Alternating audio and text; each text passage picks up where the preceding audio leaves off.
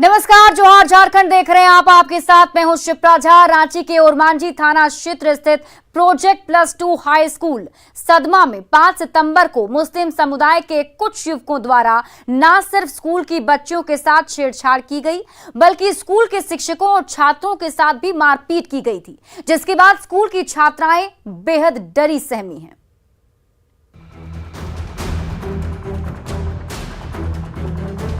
क्या रांची पुलिस का खत्म हो गया इकबाल? अपराधियों और उचक्कों में नहीं रहा कानून का खौफ? ये सवाल इसलिए उठ रहे हैं क्योंकि 5 सितंबर को शिक्षक दिवस के दिन एक समुदाय विशेष के कुछ बदमाशों ने ओरमांझी के प्रोजेक्ट प्लस 2 स्कूल में कुछ छात्राओं के साथ न सिर्फ छेड़खानी की, बल्कि शिक्षकों के साथ भी मारपीट की थी और खुलेआम हथियार भी लहराए थे। राजधानी में खुलेआम हुई उस घटना को छात्र आज भी नहीं भूले हैं। छात्राएं आज भी सदमे में हैं और स्कूल के बाहर रविवार को भी भारी संख्या में पुलिस की तैनाती दिखी।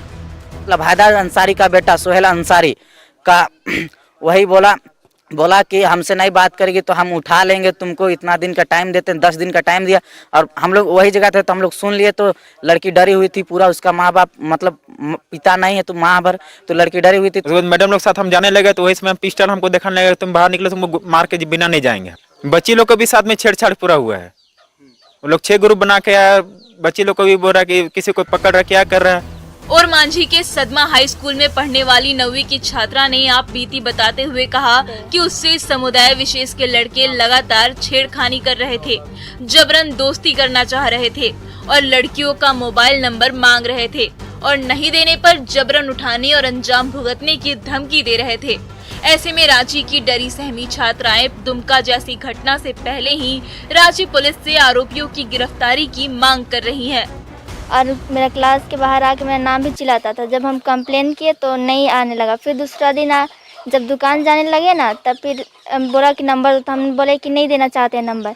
तो लोग बोला ना कि 15 दिन का टाइम दे रहे, अगर नंबर नहीं देगी ना तो उठा लेंगे, ऐसे कुछ बोलने लगा। स्कूल में घुसकर दिन दहाड़े उचक्कों के दुस्साहस का मामला जब तूल पकड़ा, तब जाकर पुलिस रेस हुई और इस मामले में 5 आरोपियों के खिलाफ नामजद केस दर्ज हुआ और आगे की कार्रवाई तेज कर दी है। लेकिन बड़ा सवाल है कि क्या अब स्कूल में सुरक्षित नहीं है लड़कियां?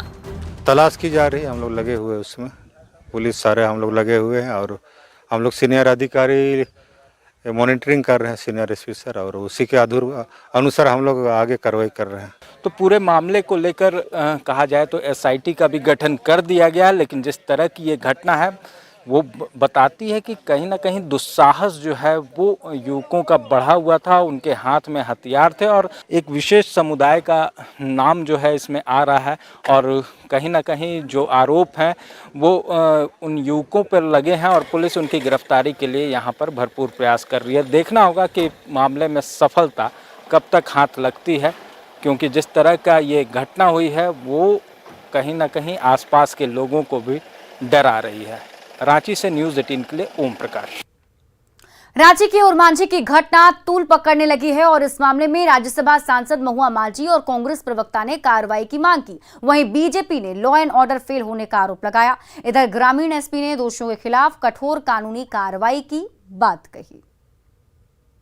दिनों इस तरह की घटनाएं बढ़ रही हैं, इसके लिए सरकार भी बहुत चिंतित है। गंभीर मामले हैं और दोषियों को कड़ी से कड़ी सजा दी जा रही है, उन्हें तुरंत अरेस्ट किया जा रहा है। कानून अपना काम कर रही है और मैं समाज से भी अपील करूंगी कि आप लोग भी ऐसे लोगों पर नजर रखें। देखिए, ओरमांझी की घटना यह बिल्कुल दुखद घटना हुई है कि किसी को स्कूल में पहुंच करके अगर कोई थ्रेट करता है तो हमें लगता है कि यह इस सभ्य समाज में इस तरह की घटना को किसी भी सूरत में बर्दाश्त नहीं किया जा सकता। स्कूल में घुसकर कुछ मुस्लिम युवकों ने लड़कियों को धमकाया, हिंदू और आदिवासी लड़कियों को, और कहा मुझसे दोस्ती करो नहीं तो तुम्हें उठा कर ले जाएंगे।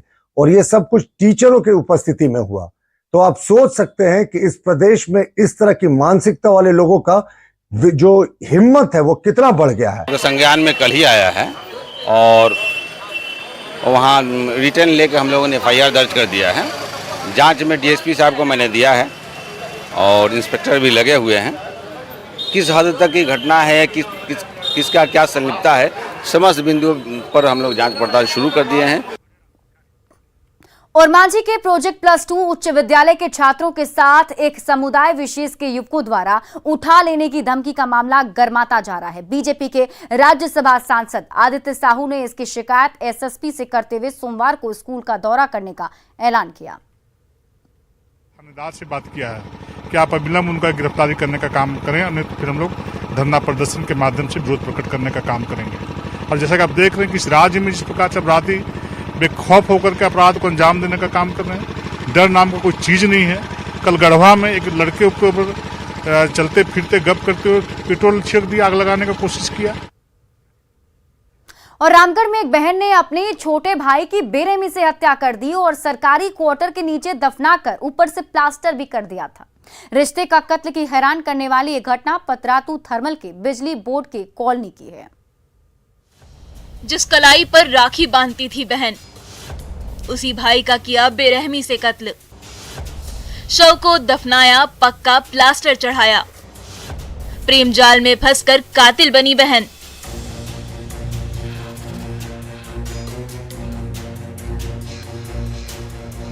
नीले सूट और आसमानी रंग के दुपट्टे में दिख रही मासूम सी लड़की ने ऐसी खौफनाक करतूत को अंजाम दिया है कि कारनामे सुनकर ही किसी की रूह कांप जाए।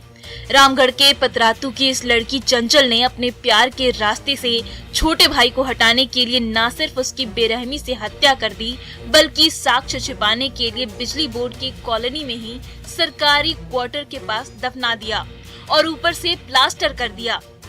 लेकिन पुलिस की जांच में हत्यारिन बहन का सच कब्र फाड़कर बाहर आ गया। इसका निकला, उसको या तो नाम तो दे दिए हैं, आज नहीं हो रहा है, उसको डिटेल्स है, उसको नाम दिए हैं। और हमारा बेटी तो खुद बताइए कि यहाँ लाश है। उसकी बेटी का क्या नाम है? चंचल कुमारी। उसकी हत्या में संलिप्त है? हाँ है, उसी का रूम यहीं रहती थी और यही रूम में हुआ है। तो उसका 21 साल का रोहित 24 जून को रांची के चुटिया में अपने ममेरे भाई के यहाँ रहने गया था। भाई के मोबाइल का सिम कार्ड बहन चंचल ही इस्तेमाल कर रही थी और उसी ने भाई को फोन कर रामगढ़ बुलाया था, जिसके बाद 30 जून से रोहित लापता था। परिजनों ने चुटिया थाना में लापता का केस दर्ज कराया था, जिसके बाद पुलिस ने छानबीन शुरू की तो मोबाइल लोकेशन और कॉल डिटेल के आधार पर पुलिस अंततः रोहित के कब्र तक पहुंच गई। पुलिस ने जब कड़ाई से चंचला से पूछताछ की तो बहन ने अपना जुर्म कबूल कर लिया। पुलिस ने इस मामले में चंचल के साथ उसके एक साथी को भी गिरफ्तार किया है। वैसे जो मेन लड़की है जिसने ये कबूल की है कि हमने गाड़ दिया है, तो वो है, और उसके साथ एक और आदमी है जो उनको साथ दिया है, उनका पूरी तरह से साथ दिया इस काम को करने में। क्या नाम है? अभी नाम नहीं बताएंगे, लेकिन वो मैंने उसे गिरफ्तार कर लिया। लेकिन पुलिस की तफ्तीश अभी जारी है, इसमें कई किरदार अभी सामने आने बाकी हैं। लेकिन अब देख सकते हैं हमारे पीछे में लोगों की भारी भीड़ लगी हुई है, क्योंकि यहाँ पर बहन ने ही अपने भाई की हत्या की है। अब शव को तत्काल अभी निकाला गया कैमरे के माध्यम से, आप देख सकते हैं। जावेद खान, न्यूज 18, रामगढ़। और झारखंड में एक बार फिर से लव जिहाद का मामला सामने आया है। गढ़वा के एक युवक पर हिंदू नाम रखकर यूपी की युवती को प्यार के जाल में फंसाकर धोखे से शादी करने का आरोप लगा है। आरोपी युवक की पहचान सामने आने के बाद जब पत्नी ने विरोध शुरू कर दिया तो उसे मारपीट कर बाहर निकाल दिया गया।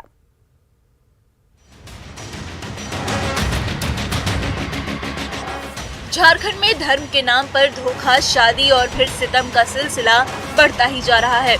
गढ़वा के जिस पुष्पेंद्र ने यूपी के सोनभद्र की पूजा से अपना प्यार जताया था, शादी के बाद वो असल में आफताब निकला।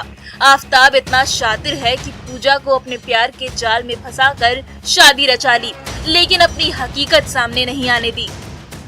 पहले मतलब उनसे हमने पूछा हर एक चीज, शादीशुदा है, बोले नहीं है। अब उनकी बायोकास्ट पूछे तो उन्होंने बताया हम पुष्पेंद्र सिंह हैं। कहाँ का रहने वाले हैं? लालगंज के। ससुराल में जब पति की नानी की मौत के बाद पूजा को शक हुआ तो उसने आफताब से पूछा भी, लेकिन वो झूठी पहचान बताता रहा। लेकिन जब पूजा के हाथ आफताब और पुष्पेंद्र का पहचान पत्र लगा तो उसके पैरों तले जमीन खिसक गई। इसके बाद विरोध करने पर ससुराल में पूजा के साथ मारपीट और प्रताड़ना की कहानी शुरू हो गई और घर से निकाल दिया गया। मारपीट उस दिन हुआ था इनके घर में। मारपीट हुआ, इनके चौथा नंबर वाला भाई हम पे हाथ उठाया था और इनके मम्मी भी।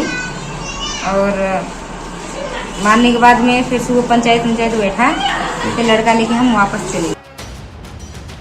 और शादी में धोखा मिलने के बाद पूजा जब पुलिस से गुहार लगाने पहुंची तो मेराल थाना पुलिस ने यूपी में सोनभद्र के चोपन थाना का मामला बताकर केस दर्ज करने से इनकार कर दिया, जिसके बाद पीड़ित अब इंसाफ की गुहार लगा रही है। पुलिस कहते हैं बार बार कि आपकी कार्रवाई सिर्फ आपके यहाँ से ही होगा, यूपी से, यहाँ से आपकी कुछ नहीं हो सकता। तो फिर क्या? उसके पुष्पेंद्र के या आफ्ताब अंसारी के घर वाले क्या बोल रहे हैं? उनके घर वाले कहते हैं कि आपके लिए हमारे घर में जगह नहीं है, हम आपको नहीं रख सकते, न रखेंगे। पूजा का आरोप है कि आफ्ताब ने दूसरी हिंदू युवती को भी ऐसे ही धर्म का धोखा देकर फंसा रखा है। ऐसे में सवाल है कि आरोपी आफ्ताब पर कार्रवाई कब होगी? पुलिस थाना क्षेत्र का खेल कब तक खेलती रहेगी? क्या सीमा के विवाद में पूजा को इंसाफ नहीं मिलेगा? सवाल ये भी है कि आखिर मेराल थाना पुलिस एक पीड़ित की मदद से पीछे क्यों हट रही है? Bureau report, news 18। और खबर धनबाद से, जहां एक जीवन ज्योति संस्था द्वारा एक दिव्यांग युवक की बेरहमी से पिटाई और आयरन से जलाने का मामला सामने आने के बाद जांच के लिए राष्ट्रीय बाल अधिकार आयोग की टीम जीवन संस्था पहुंची और टीम के सदस्यों ने पीड़ित युवक से पूछताछ की। आरोप है कि संस्था के संचालक AK सिंह ने दिव्यांग बादल पाठक की बेरहमी से पिटाई कर दी थी। वहीं एक नाबालिग बच्चे की भी संदिग्ध स्थिति में मौत हो गई थी। दिव्यांग बादल के परिजनों ने DC से मामले की शिकायत की, जिसके बाद जाँच तेज हो गई है। ये जला है ना पैर में, घाव जो हुआ कैसे हुआ? कैसे हुआ बाबू? गालन देगा। हाँ, कैसे जला हुआ? पैर में कैसे घाव हुआ? घाव कैसे हुआ? हाँ, वो जला दिया। कौन जलाया था? आयरन। और जहाँ तक बादल के केस का मामला है, उसके माँ बाप यहाँ छोड़ गए थे उसको, क्योंकि इस तरह की संस्थाएं वो आसनसोल से आते हैं। आसनसोल में नहीं, हमें को यहाँ आना पड़ा।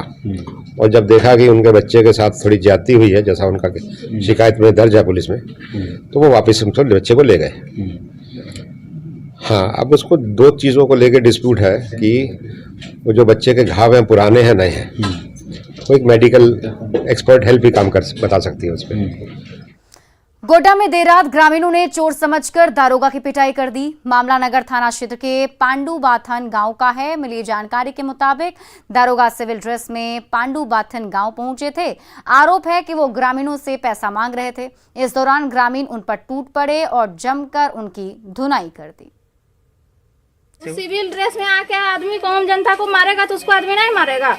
वो पुलिस ड्रेस में रहेगा तो उसको कोई कुछ नहीं करेगा। आप लोग पहचाने भी नहीं कि पुलिस है कि नहीं? हम लोग क्या जानते हैं? झारखंड के अस्पतालों में बेड की किल्लत दूर करने के लिए जल्द ही प्री फैब्रिकेटेड अस्पताल का निर्माण किया जाएगा, जिसके लिए भवन निर्माण विभाग ने तैयारी शुरू कर दी है। राजधानी रांची सहित 6 जिलों में ये अस्पताल बनाए जाएंगे, जिस पर करीब 43 करोड़ की राशि खर्च होगी। 6 महीने में ये अस्पताल बनकर तैयार हो जाएगा, जहां इलाज की सभी अत्याधुनिक सुविधाएं मौजूद रहेंगी।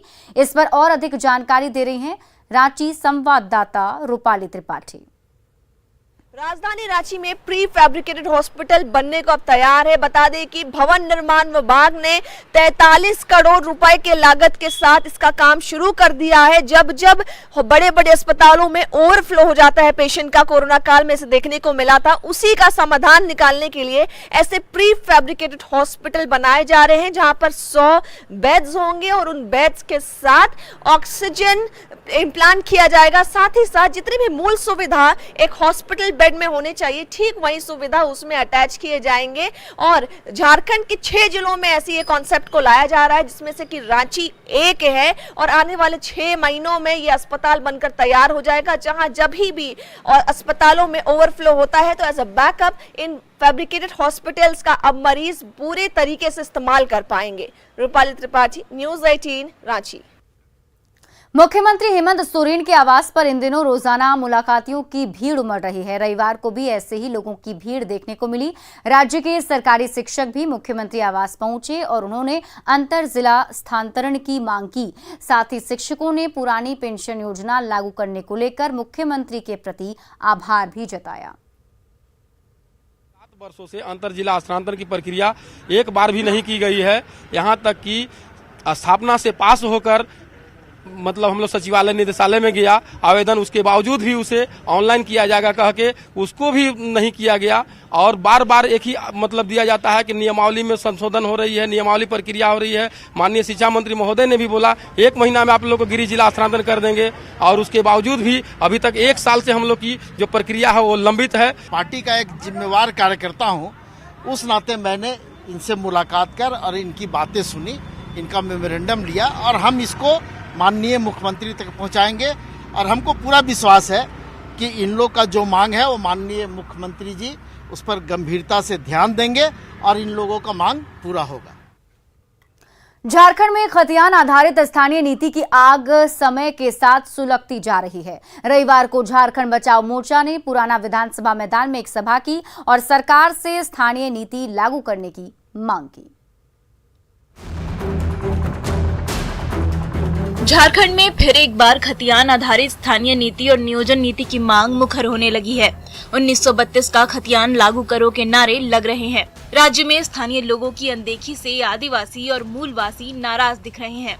उनका मानना है कि स्थानीय नीति का निर्धारण करने से राज्य की जनता का भला होगा, लेकिन मौजूदा सरकार इसको लेकर प्रतिबद्ध नजर नहीं आ रही है। संसाधन संपन्न एक राज्य को जो सुविधाएं मिलनी चाहिए थी यहाँ के नागरिकों को, यहाँ के निवासियों को, स्थायी निवासियों को, वो सब कोसों दूर तो है ही। आज तक जो है हमारी पहचान को भी मोहर नहीं लगी। जेएमएम विधायक लोबिन हेम्ब्रोम भी इन दिनों खतियान आधारित स्थानीय नीति को लेकर लगातार खुद की सरकार पर दबाव बना रहे हैं। लोबिन हेम्ब्रोम स्थानीय नीति से लेकर सीएनटी और एसपीटी एक्ट को सख्ती से लागू करने की मांग को लेकर राज्य के कई जिलों में सभा कर चुके हैं। पुराना विधानसभा मैदान में झारखंड बचाओ मोर्चा की सभा में पहुंचे लोबिन के तेवर तल्ख दिखे और उन्होंने कहा कि ये तो अभी ट्रेलर है, पूरी फिल्म अभी बाकी है। यही मैसेज है कि झारखंड को कैसे बचाया जाए। झारखंड को मिला, बहुत आंदोलन के बाद कई लोग शहीद हुए और माननीय गुरुजी शिबू सोरेन के नेतृत्व में राज्य अलग हुआ है, लेकिन राज्य अलग होने के बाद यहाँ के लोगों को अभी तक जो मिलना चाहिए वो नहीं मिल पाया। हेमंत सोरेन सरकार ने भी खतियान आधारित स्थानीय नीति बनाने को लेकर इशारा कर दिया है। हालांकि सरकार इस मामले में कब तक अंतिम फैसला लेगी और उसमें क्या कुछ शामिल किया जाएगा, इसका खुलासा अभी तक नहीं हो पाया है। अविनाश कुमार, न्यूज़ 18, रांची। और आइए अब देखते हैं झारखंड 20